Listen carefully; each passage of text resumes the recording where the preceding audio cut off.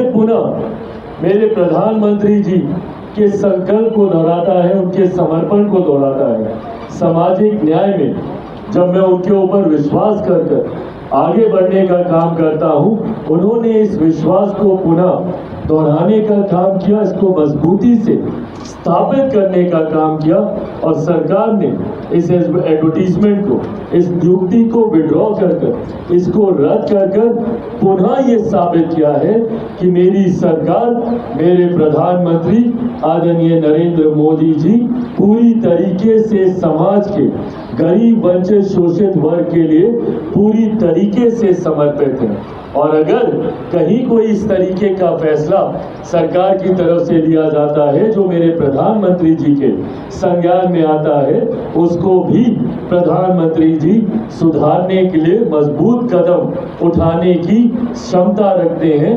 ये प्रधानमंत्री जी ने पुनः दर्शाया। कुछ दिनों पहले सुप्रीम कोर्ट का भी जो आदेश आया था, उसमें ऑब्जर्वेशंस में क्रीमी लेयर के प्रावधानों का जिक्र किया गया था अनुसूचित जाति को लेकर, शेड्यूल कास्ट को लेकर। उसमें यह कहा गया था कि क्रीमी लेयर के प्रावधान इसमें बनाए जाने चाहिए। मैंने भी उसमें आपत्ति दर्ज की थी, मेरी पार्टी ने भी अपनी आपत्ति दर्ज की थी, क्योंकि जब आप अनुसूचित जाति की बात करते हैं, ये वो जातियां हैं जिनको भारत के संविधान में शेड्यूल किया गया है शेड्यूल कास्ट के तौर पर, जिनका आधार छुआछूत रहा है। अनुसूचित जाति वर्ग से आने वाले लोगों का आधार कभी भी शैक्षणिक नहीं रहा, आर्थिक नहीं रहा, वो सिर्फ और सिर्फ छुआछूत रहा। ये वो जातियां हैं जिनको समय समय पर गांव से बाहर रखा जाता था, देखना पाप माना जाता था, छूना पाप माना जाता था। ये वो जातियां हैं जो छुआछूत का शिकार रही हैं। ऐसे में इन जातियों में क्रीमी लेयर के प्रावधानों की संभावना ही नहीं है, क्योंकि आज की तारीख में भी उदाहरण हम लोग के सामने है कि एक दलित युवक को घोड़ी पे चढ़ने से रोका जाता है, एक दलित परिवार को मंदिर में प्रवेश करने से रोका जाता है। और तो और हद तो तब हो जाती है जब हाल फिलहाल के दिनों में ही एक आईपीएस ऑफिसर सुरक्षा मांगता है अपनी बारात निकालने के लिए।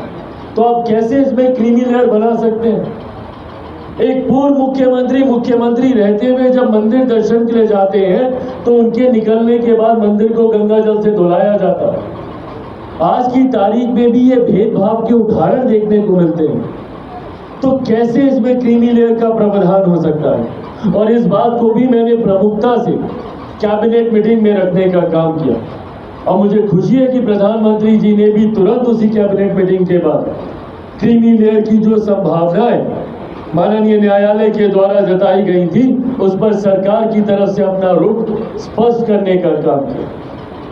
समय समय पर मेरे प्रधानमंत्री जी के द्वारा उठाए गए ये कड़े फैसले दर्शाते हैं कि विपक्ष जो एक माहौल तैयार करने का प्रयास कर रहा है, और ये अभी से नहीं, एक लंबे समय से विपक्ष की पूरी राजनीति ही अब सीमित हो गई है इस बात पर आकर कि कैसे हमारी केंद्र की सरकार हमारे प्रधानमंत्री जी को सिर्फ आरक्षण संविधान के नाम पर घेरने का काम किया था, जबकि समय समय पर हमेशा मेरे प्रधानमंत्री जी और मेरी सरकार ने अपनी प्राथमिकताओं को दर्शाने का काम किया।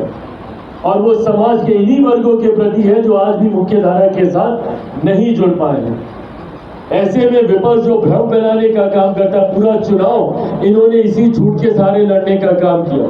आरक्षण समाप्त हो जाएगा, संविधान समाप्त हो जाएगा। अभी पिछले 2-3 दिन से जब से ये एडवर्टीजमेंट निकला, अभी तो कोई नियुक्ति नहीं हुई, कुछ नहीं हुआ। एक ऐसा माहौल तैयार कर दिया कि सरकार पूरी तरीके से दलित विरोधी है, पिछड़ा विरोधी है। और ये लोग बात करते हैं दलितों की, ये लोग बात करते हैं पिछड़ों की।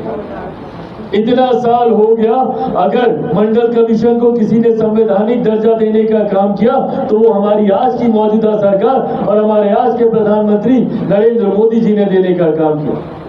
समय समय पर अनुसूचित जाति जनजाति के साथ जब जब अन्याय हुआ, एट्रोसिटी एक्ट का मामला हो या विभिन्न और मुद्दे हो, उस पे अगर किसी सरकार ने मजबूत कदम उठाने का काम किया तो हमारी आज की सरकार ने करने का काम किया। और जो लोग आज एक उंगली हम लोग पर उठाते, अपने ऊपर उठी उंगलियों का जवाब देना। क्यों आपने ऐसी परंपराओं को शुरू किया? क्यों आपने डायरेक्ट नियुक्तियां शुरू कर इसके दरवाजे खोलने का काम किया? और जो लोग चिंता जताते हैं, आप लोगों ने अपने समय रहते हुए क्यों नहीं इस बात को सुनिश्चित किया? भाई हम लोग की तो सरकार अभी 10 साल से चल रही है। वहां पर अगर कोई सेक्रेटरी जीएस के लेवल पर पहुंचेगा तो उसकी भी एक समय सीमा है। क्यों नहीं कांग्रेस ने अपनी सरकार के समय इन भर्तियों को पूरा किया था, आरक्षण के प्रावधानों को पूरा किया था, उसके अनुसार नियुक्तियां कराई थी, और कराई होती तो आज वो तमाम अधिकारी बड़े पदों पर पहुंचे होते। क्यों नहीं उस वक्त विपक्ष ने आपत्ति दर्ज करा?